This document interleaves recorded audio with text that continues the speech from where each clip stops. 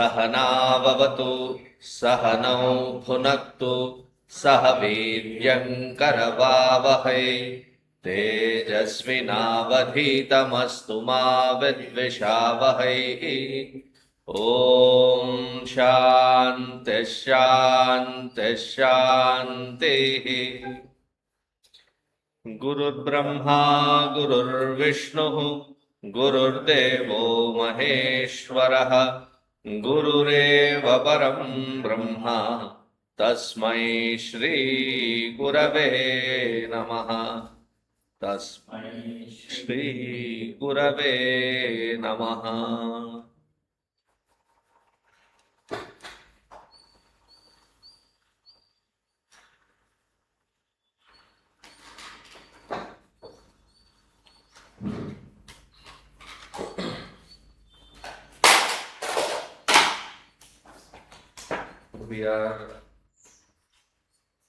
We were looking at the 18th mantra in the second valli, page number 125.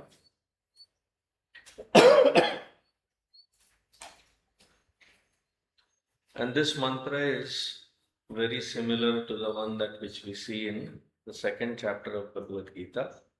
Najayate mriyate va kadachit. Here it says vipaschita. The thought is similar, but the origin of that which we find in Bhagavad Gita is here in Kathopanishad. So please repeat after me. Najayate mriyate va vipaschit nayam kutaschinna babhuva kaschit ajo nityaha shashvatoyam puranaha nahanyate hanyamane sharire.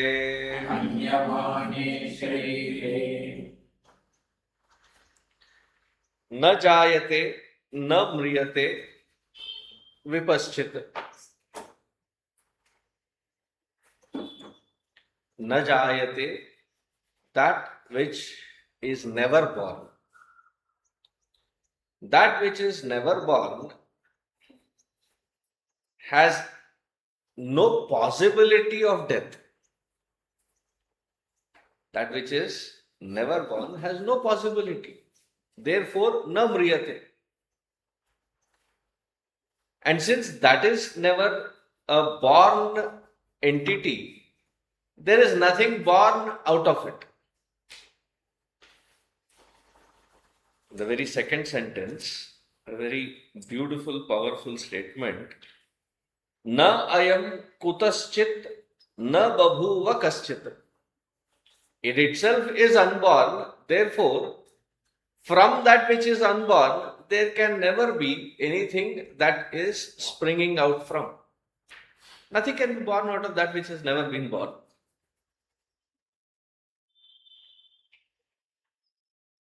If at all there is something, it is only purely in the reflected aspect of it, that which is seen as real. Therefore, that which we see is called unreal. The moment we hear the word nitya, anitya, real and unreal, our own casual vocabulary has a certain meaning. Here there is a subtlety added to that two words. When we say that it is unreal, somebody said, Swamiji, nariyal pani hai. So I said, "De kyo rahe ho? Why are you giving?" I said, "Why? What do you mean?" He said, "It is not real, right? Na real." We are not using this as the pun intended. When we say unreal, we are seeing the projection, we can experience the projection, knowing very well that it is a projection. And the projection appears as though real, but is not real. There are so many examples for that. We say that the sun rises in the east, the sun sets in the west. Isn't that the experience? Whereas the fact is the sun neither rises nor sets. It is the earth that is revolving around its own axis that it gives that kind of a feeling of a reality. The sky is not blue, the ocean is not blue. Because the sky appears blue, there are different shades in the ocean which appears as though it is blue. But the best example is the projection of a movie or a film onto the screen.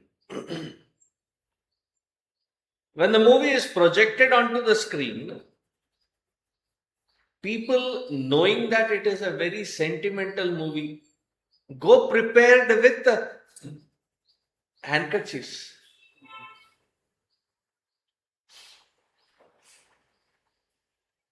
Rona bhi real.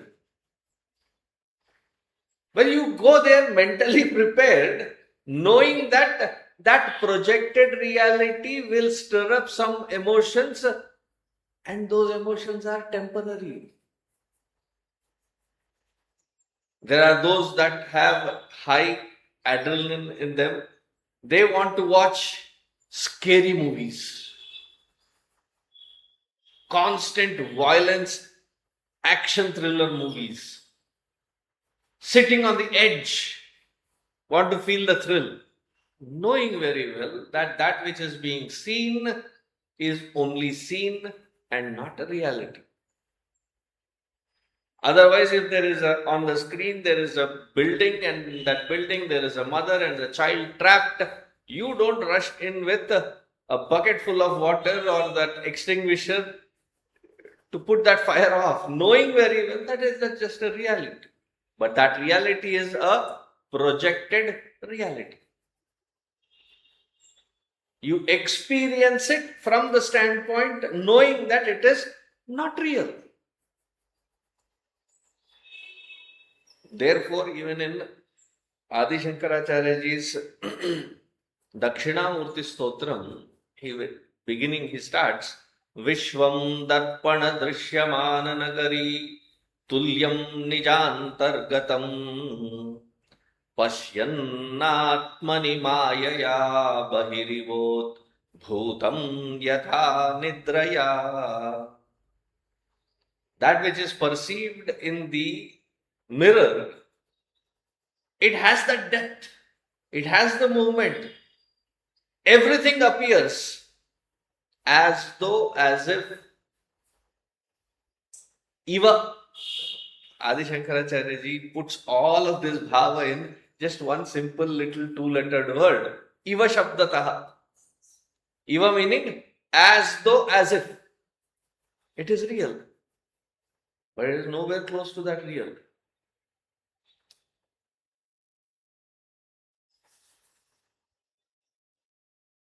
So there is a funny instant that I don't know if it is true. I'm sure it is not, but it makes a good narrative, so I've heard people relate to this. It seems Adi Shankaracharya ji was delivering a discourse at a temple, and he was talking about how this everything is mithya, is just a projected reality. Brahma Satyam Jagan Mithya Jivo Brahmevana Paraha. He gave a complete discourse, and as he was, there was a mad elephant that rushed in. In the Kerala temples, you have elephants for temporary insanity, if I have to talk the technical lawyer's language. So the mad elephant rushed in. Everybody got scattered.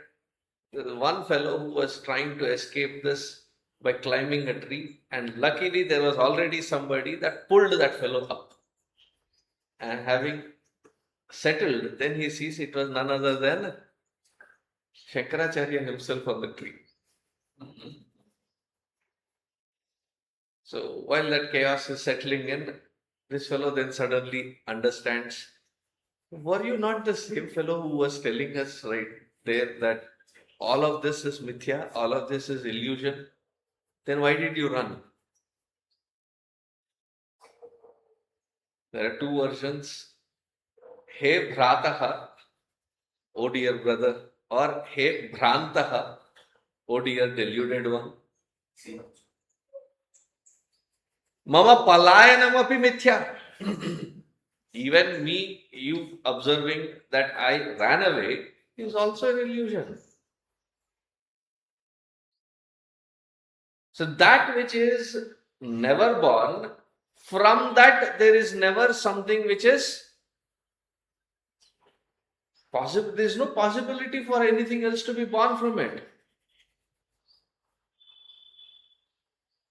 In the Nasadiya Sukta, they say that if there was nothing, from that nothing, there can never be something which can be created. If there is no cause, there is no effect. But there can be appearance of effect and yet the cause being unmoved. Therefore, in the Mandukya Karika, Gaudapadacharya ji never tries to refute the world, creation and all of that. His standpoint to ekdam alag se hai. He says, first the responsibility or the onus is on you to prove that there is a creation, then I can think about refuting it. पहले तुम उसके अस्तित्व को सत्य दिखाओ तो सही. Then I will think of refuting it that it is non-existent. When there is no possibility of it, why should I even bother to refute? And then people complain about his standpoint, saying he sits on a high horse of his logic and doesn't appear very pragmatic. It is the most beautiful, subtle concept that any philosopher can ever guide us with. Then the entire Karika dives into just sustaining that thought, how that which appears real is only an appearance. There is no more satyatva to it. That which is never born cannot be a cause of anything. It exists. The concept of time comes only where there is a mind. Whether it is a totality mind or the individual mind, the moment there is a mind as a concept, that is when there is a possibility of time. Wherever there is time, there is space. Therefore, in that space, the permutations of time becomes past, present and future. That which sustains that time, that which in which the kala is created. Therefore, in the Namaste Astu Bhagavan, we have that which is the very kala swarupa, that which is kalatita also. Is kala swarupa as well as that which is beyond the time.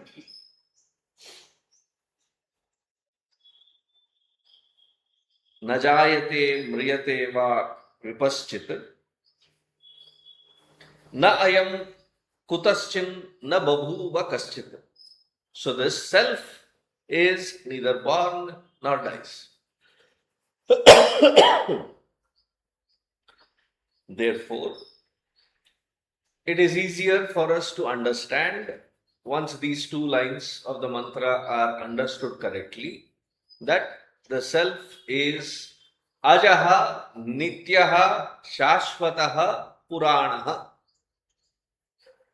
That which is Ajaha. Ajaha, Ja, that which is born. Ajaha, that which is not born. Therefore, we have all these names. Himaja, Shailaja, Jalaja. Ja meaning being born. Jalaja, the lotus. Padmaja.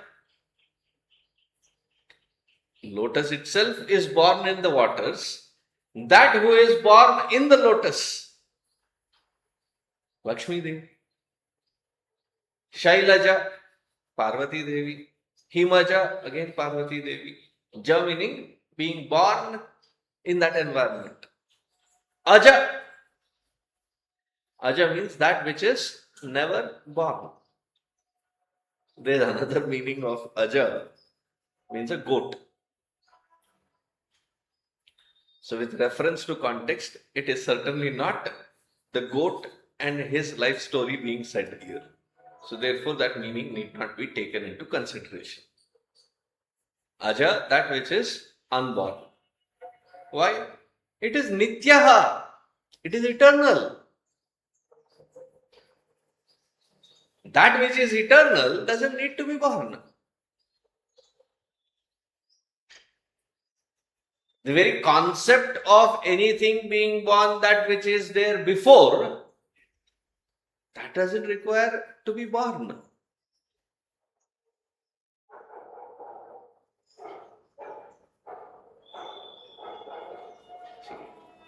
When I closed my eyes, there were two of you.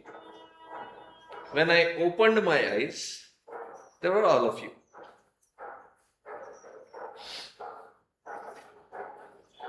If somebody were to ask those two people, "Kab aaye?" One way to put it is, तुम सारे लोगों के आने से पहले ही हम यहां थे. Earlier when I used to live here in this, if somebody would say, "Swami ji कब आए?" मैं गया कहां था? I was here only. Coming and going is for those that are not here and now. That is an eternal principle. And that eternal principle, therefore, is unborn. There is no need for it to be born. Ajaha, Nityaha, Shashvataha. Shashvataha, that which is long, everlasting. There is no beginning, there is no end to it. It is that which is Anadi and Ananta. So we always hear these terms together almost. Nitya, Anadi, Ananta, Swarupa. That which is Nitya alone is Adirahita, meaning beginningless. Antarahita. Antarahita, there is no ending to it. Everything else that which appears in between, they may have the beginning and end. Because they have a beginning, they have to have a certain end. So all the different concepts of Ishwaratva, whether that Ishwaratva is expressing as Brahma, Vishnu, Maheshwara, the concept of the Panchamahabhutas, Tattvas becoming the Panchamahabhuta through the Panchikarana, and this entire creation and the expression of multitude, all of this is only an appearance. Wherever there is Dvaita, duality seen, otherness seen, all that otherness is only appearance, and that appearance is called Mithya.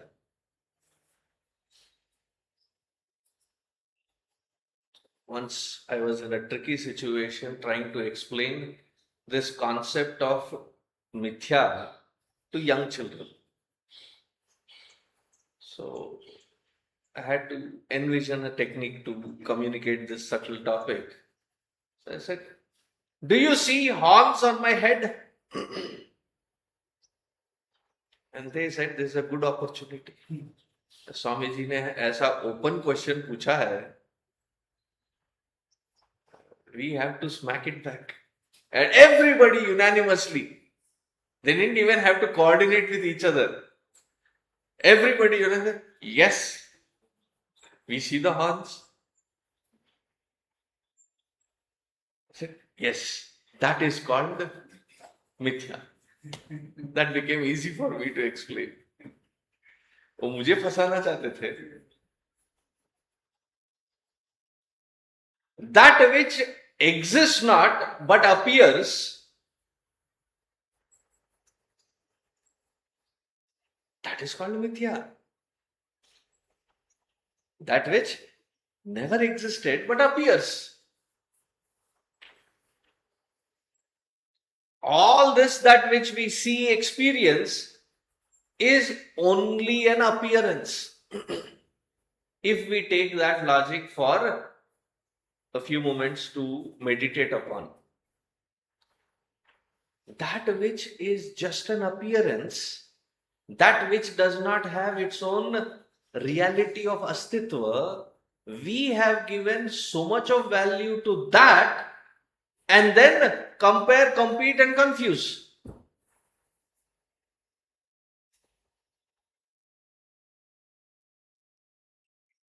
Where are we lost?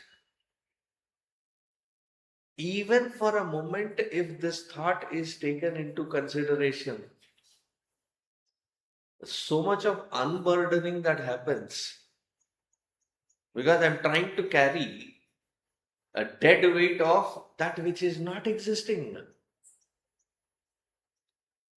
How much value then should I give for this entity, this foolish entity called the ahankara, which I am identified as and living as?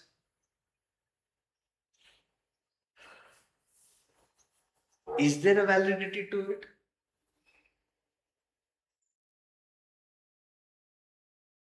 And then the attributes of this identity called ahankara. The most funny that I find is when we, the sannyasis, are supposed to have given up everything. But then, even the sannyasi has a title to carry, whether it is vyavaharik title or a dharmic title. Dr. Swami Amuk Amuk Ananda. ये संन्यास में डॉक्टरी क्या है? It feels doctored. समझिए, बड़े research scholar थे. That identifier who had done all that research is also given up. And yet, to distinguish themselves, they carry the word doctor. That fellow had to be given up. Why are we still carrying it?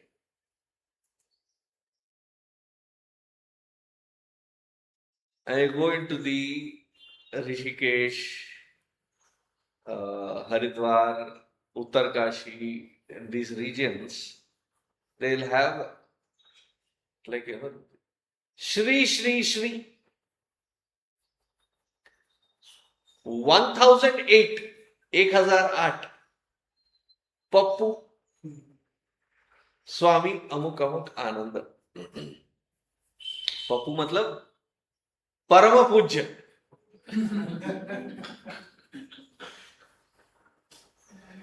I find that very hilarious, ridiculously hilarious.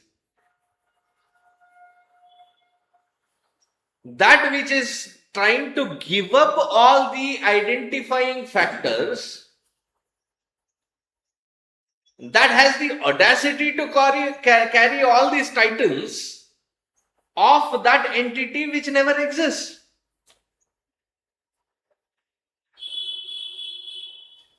Am I getting across?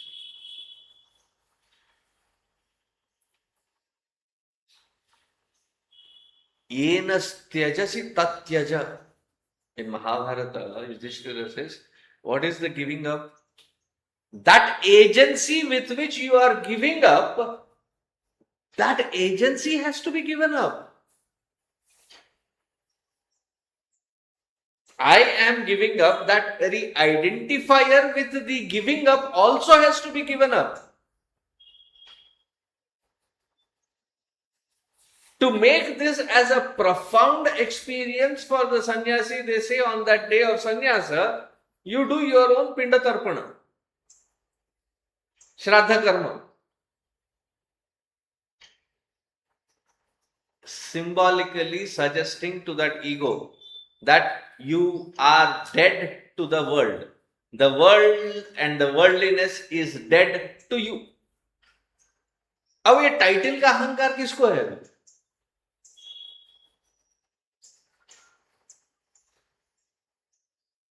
The point here is not to censure some sannyasi or some mahatma.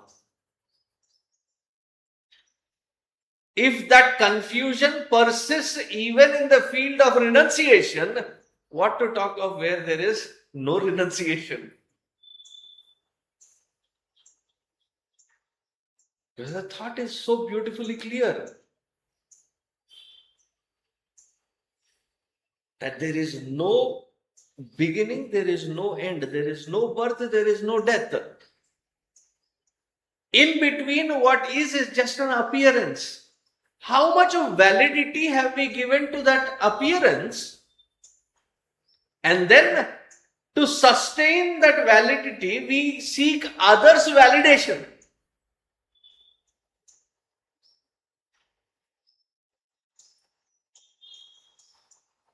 Others' approval.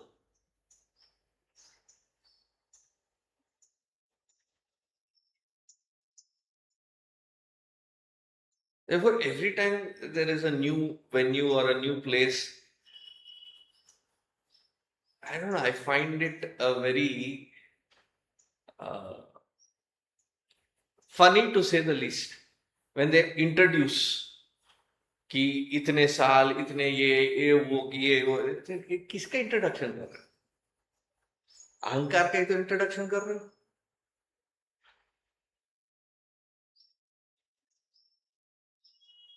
And then the moment they say, lived in US, Dallas for 20 plus years, and then you should see the reaction and the Acha? Acha?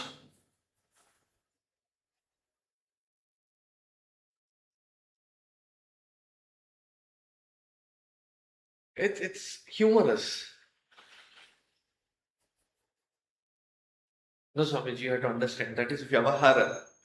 I mean, Vyavahara can be humorous, meaninglessly humorous. Yes, how committed are we when we try understanding this concept that there is no birth, no death, that which is in between is only an appearance, and we are foolish enough to carry forward the ego of that appearance.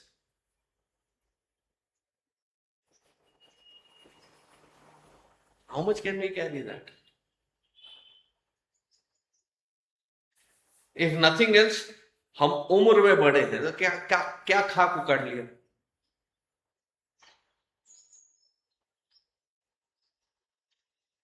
If the others who are younger give us the respect and reverence, ये उनका बड़प्पन है.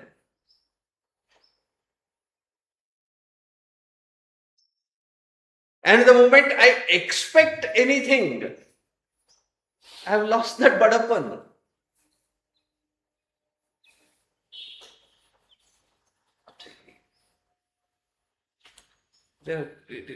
Therefore, they say, when you are with a real, proper Shrotriya Brahmanishta Guru, their living and you living with them itself becomes the tapas. Na guroradhikam tapaha.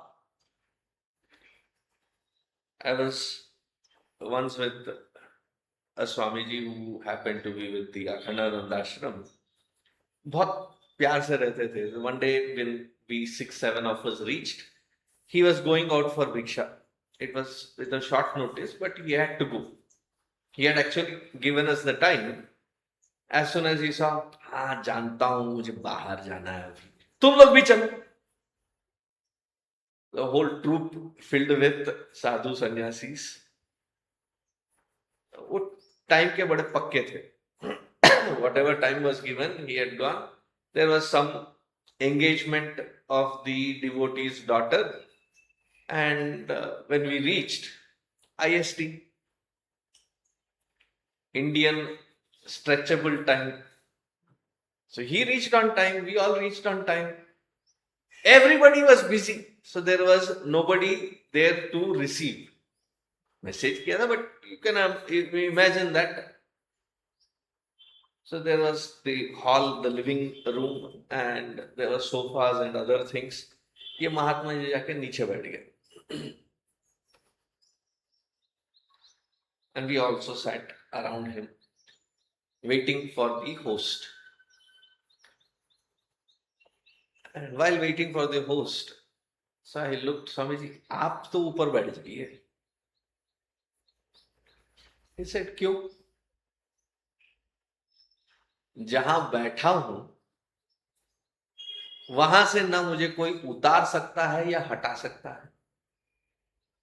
अगर मुझे ऊपर बिठाया जाए तो ये उनकी बड़प्पन है. मैं जहां बैठा हूं ये मेरी औकात है.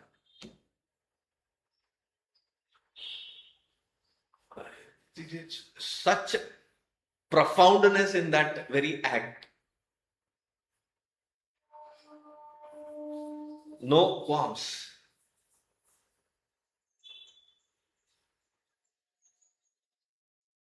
How to live a nirahankari life? Based from what standpoint? If I am to give no validity to all that which is appearing, how much value should I give to this which is appearing? This conglomerate of this body, mind and intellect. Therefore, the most heinous of the things that can be done, hanyate hanyamane, that which is, that who is being killed or the one who is killing, it is only the sharira that gets killed. Even the antakarana cannot be touched, let alone about the self.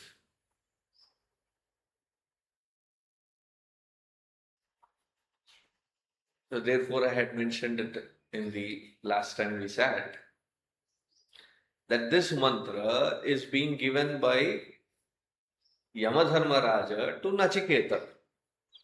They were not preparing for war. There was no confrontation. There was no warlike, battle-like situation. He is just taking it as an example that in the Vyavahara, the interaction, the lowest ebb of a human evolution is when we kill each other. And even in that heinous act, it is only the Sharira that is getting killed. The Atma Tattva cannot be touched. That is the reference. Now when Bhagavan Krishna has taken this and explained it in the second chapter, he is not promoting and prompting a war-mongering situation. He is just telling about that Atma Tattva which is not touched by anything.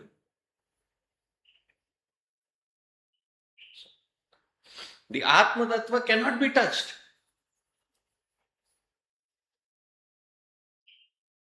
Therefore, it is not about warmongering and prepping Arjuna, the innocent poor fellow who was trying to get away from war, that he was prompted and pushed and cornered to be the killing machine.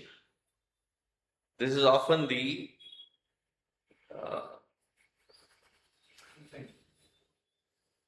the narrative that is built around the Bhagavad Gita context.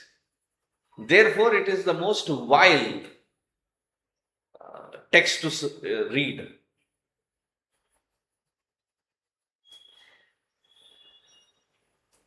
You will find me referring to such concepts because staying in the Western world, these kinds of things were quite normal. So the proof is right here. Continuing, page 129 or 128. Hanta chet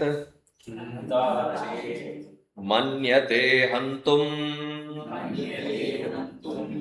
hataschet manyate hatam ubhau tau na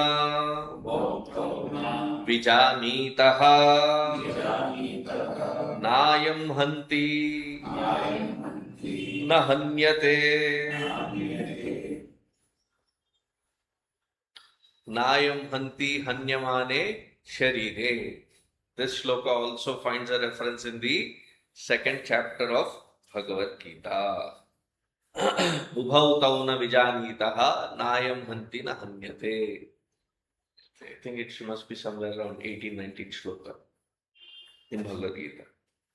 Hanta chain manyate hantum, hatas chain manyate hatam, ubhau tau na vijanitaha, na ayam hanti na hanyate.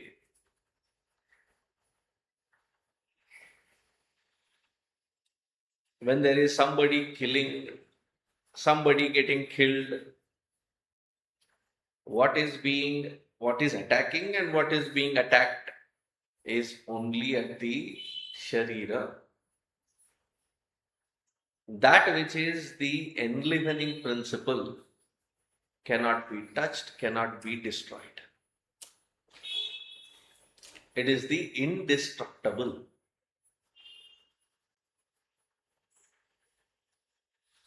Guruji, to explain this indestructible concept, he said, there was a kid, the father loved this kid, and every so often that he would go on different tours, visits for his business, he would buy some toys for this child. And this child was a mini monster. Anything given to that fellow, he would rip it apart in a day. Purze, ekdam.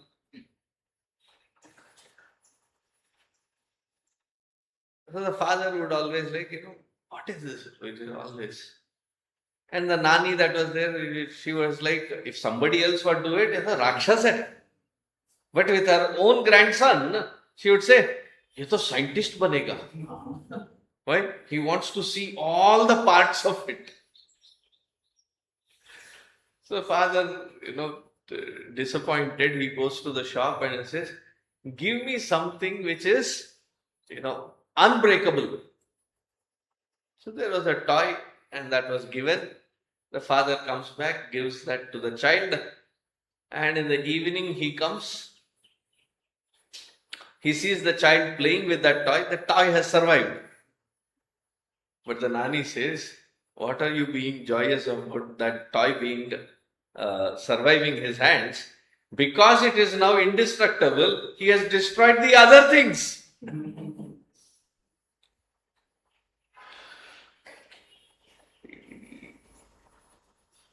Wrong identification with the appearances as the reality, we get down to such heinous levels, the lowest ebb of our lives, that we have the audacity to think I can finish somebody. Khatam kar diya. For whatever imaginary gains.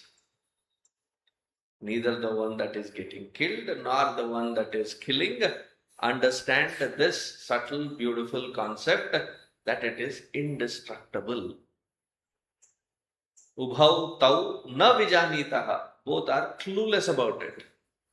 Na ayam hanti, na hanyate. This Atma Chaitanya is neither the killing or the killed. Why is it that so? The next mantra beautifully takes us forward. The 20th mantra, page 129. Oh, it is given here. It is second chapter Bhagavad Gita, 19th shloka. So repeat after me. Anoraniyan Mahato Mahiyan Atmasya Jantoh Nihito Guhayam Tamakratuhu Pashyati Vidashokaha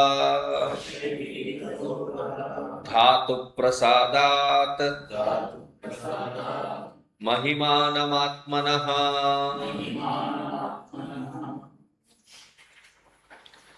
This shloka, this mantra is quite famous because many who are into the Siddhantavada of Dvaita, Vishishtadvaita, Advaita, they pivot around this particular mantra to prove their point.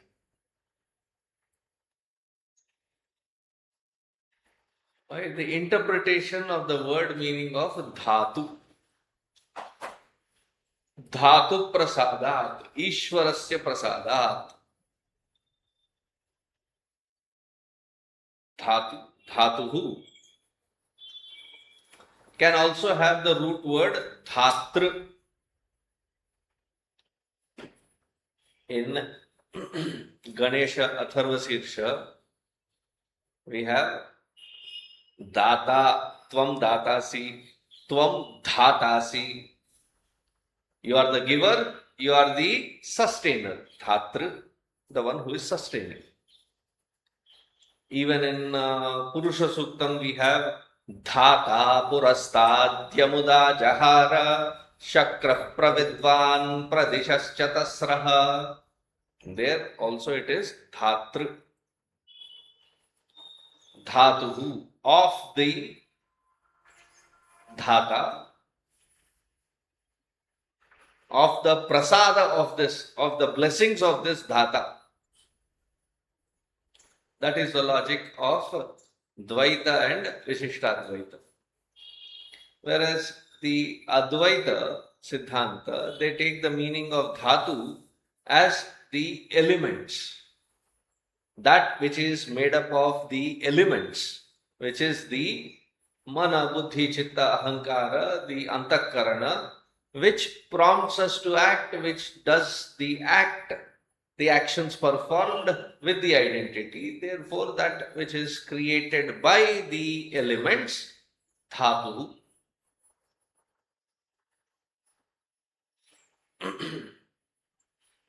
When you step back from all this chaos, Advaita, I feel, is all comprehensive. All comprehensive wherein we understand the concept of Parabrahma Paramatma. We include the concept of Ishvara expressing as Brahma, Vishnu, Maheshwara with their Shakti and their expressions of the Shakti. We understand the Avataravada of these Trimurtis in the created creation, whether it is Bhagavan Shiva's avatara or Vishnu's avatara or Devi's avatara, various forms, various formats. We accept that also. We accept, we are inclusive of the Jnana, Bhakti, Karma. All of these perspectives are included. And the best is the answer which Hanumanji gives to Bhagavan Sri Ramchandra ji when he asks, what is your perspective when you are, dealing with me?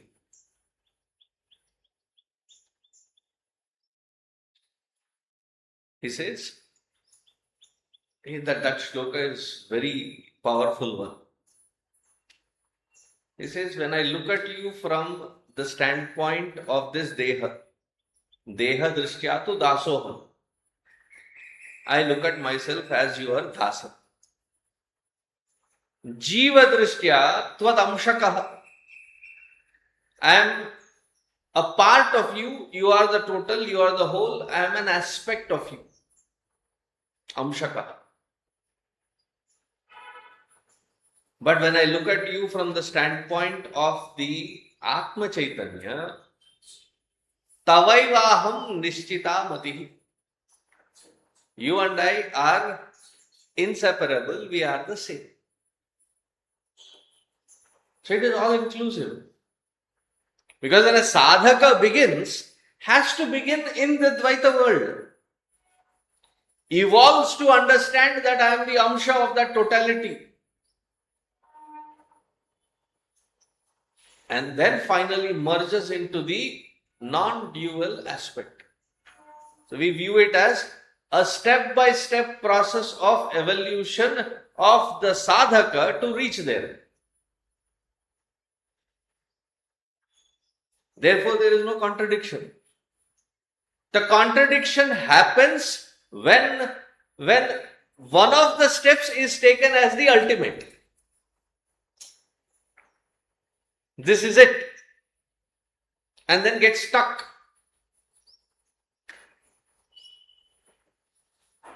And then try to define themselves as the supreme most. Therefore, the other vadas are wrong. That is where the confusion comes.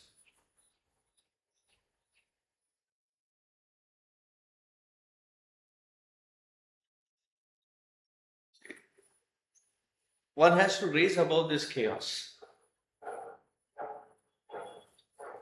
to see the comprehensiveness of sadhana. The bitterness grows when even in that path which is all inclusive, which is the Advaita, they start speaking in a limited understanding. And the limited understanding being, we are jnana margis. Lower than this are those that are into the upasana, they are into the karma, they are into all these. We in the jnana marga censure all these other processes. All this misunderstanding only proves you are nowhere close to the truth. The one who is established in the truth, understands the truth, when they speak about it, of the recent times, whether you take Gurudev's works, whether you take Vivekananda's works, or Ramakrishna Paramahansa, or Ramana Maharshi, how comprehensive was their approach? Whether it is Saddarshanam or the Upadeshasara, such beautifully all these aspects have been intertwined, saying this is how the Kramena sadhana has to happen. Japa, puja, pranayama, vichara, viveka, and then dharana, dhyana, samadhi. All of this is included in that simple little 30 shloka work called Upadeshasara. The moment there is the confusion, feeling that my method is greater, the rest of them are छोटे लोगों के लिए. भैया, sadhana is meant for giving up the ahankara. If it is building an ahankara, watch out. Can you do me a favor? That sound, I think it is not connected. There is a sound that it is making. Make sure that it is turned on.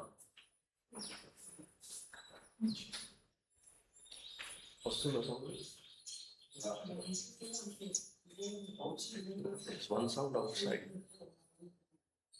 The bird responds. I will bring the Something is being indicated, electronic sound.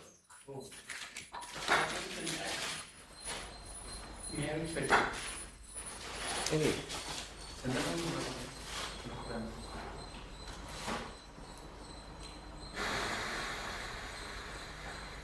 that's okay.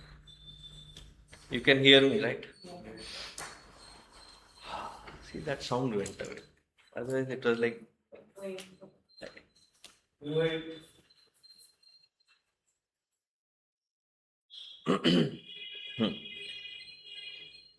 Sadhana is supposed to remove this ego as a concept. But if the sadhana itself is building that ego, it is not like दाल में कुछ काला है, पूरा ही काला है. What is the purpose? That purpose should never be forgotten. In Vishnu Purana, there is a very beautiful statement that has remained with me. It says, Vishnoho vismrutihi sarva dukkhasya karanam. Second sentence, Lakshasya vismrutihi sarva dukkhasya karanam. Whenever the focus is, the attention is taken away from that which is the very purpose of your doing it, that becomes the cause for your dukkha. The purpose is to transcend this limitation. The very word used for sadhana's purpose is called moksha. Moksha means liberation from all limitations. And if we are tying ourselves down with limitations, by the so-called sadhana being done,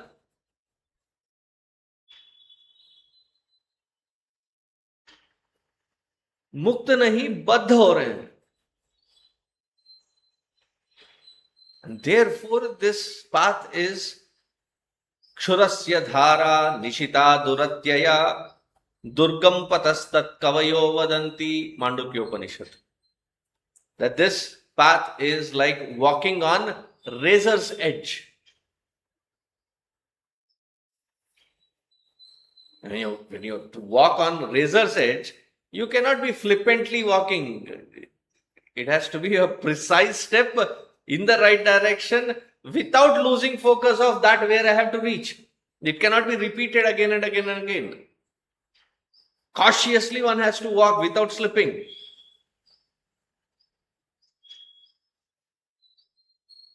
How many hours do you meditate? वो 15 minute. मैं 1.5 घंटा बैठता हूँ. How many malas japa you do?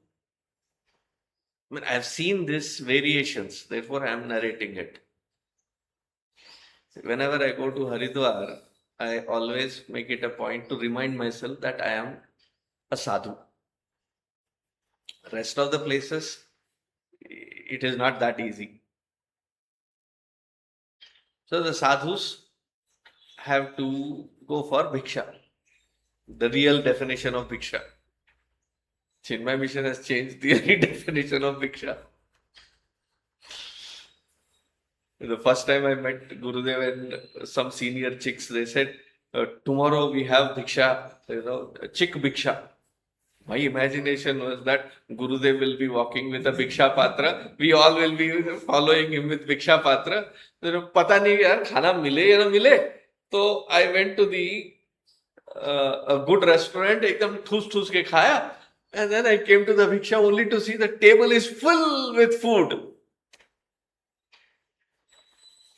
So I go to Haridwar Rishikesh. There are these Kali Kamliwala and such places where sadhus get bhiksha. So you have to go with your Shankha Chakra Gada Padma, you take Vishnu Avatara, like Katora, Lota, plate, vagere, where they put all those. There, when they give, it is like, the first line, second line, third line. So this is the count. The rotis to the thickness of the first line, second line or third line. कितने रोटी चाहिए? They eat only once a day.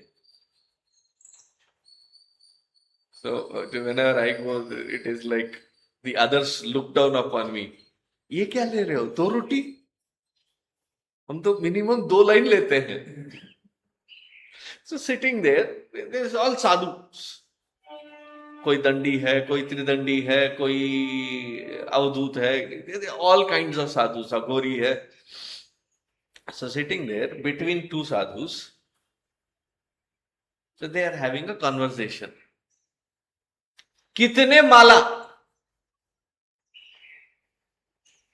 So I am inexperienced. So I had was another sadhu who lives there, so I had gone with him. So I was a little confused. कितने माला क्या? He said, मेरे 2 हो गए. 2 ही? मेरे तो 4 हो गए. So after the bhiksha was done, we were walking back to the ashram. I asked my sadhu friend कि भाई ये 1 माला 4 माला क्या है? तो उसका मतलब ये है कि while doing their japa, the first person claimed to have, when you repeat the beads also become, they become smoothened, polished, and then they reduce, they break. The first fellow has finished 2 malas. Itni rigorous sadhana, japa. The other says, बस 2, मेरे तो 4 खत्म हो गए. 4 मालाएं they have finished. He is in the 5th one. That much amount of japa is being done. I could only smile. It wasn't the purpose of that repetition to remove the one that is claiming it.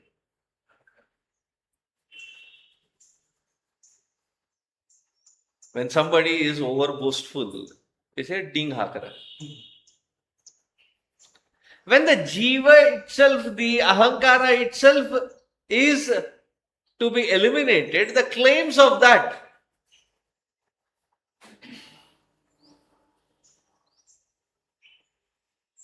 So once I was in a train.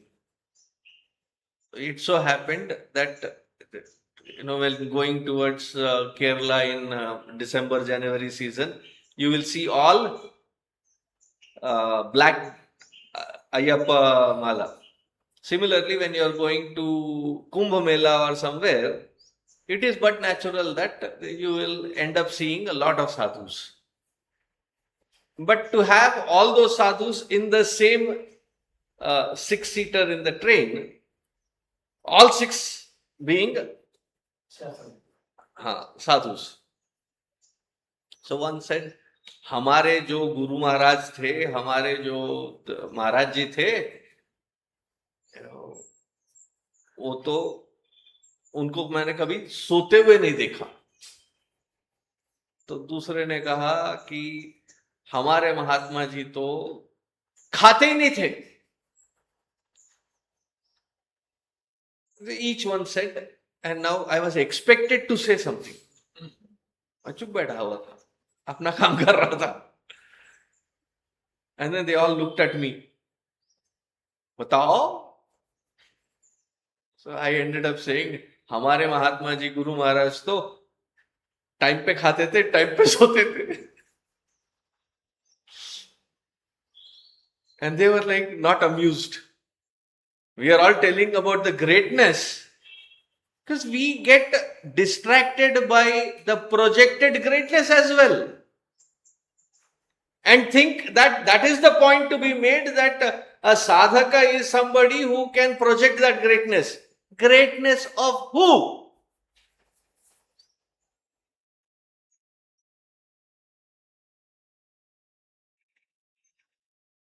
So the sadhana should be a comprehensive sadhana. It is not a competition.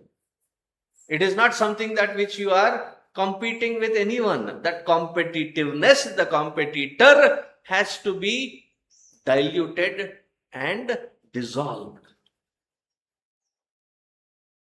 Dhatu prasadat. We'll see the actual meaning of it tomorrow.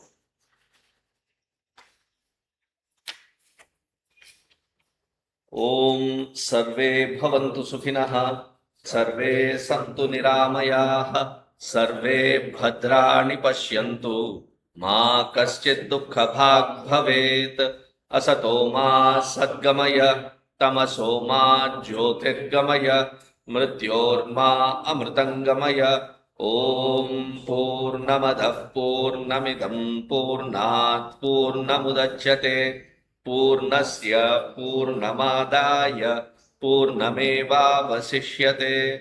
ॐ शान्ति शान्ति शान्तिः हरिः ॐ श्रीगुरुभ्यो नमः हरिः ॐ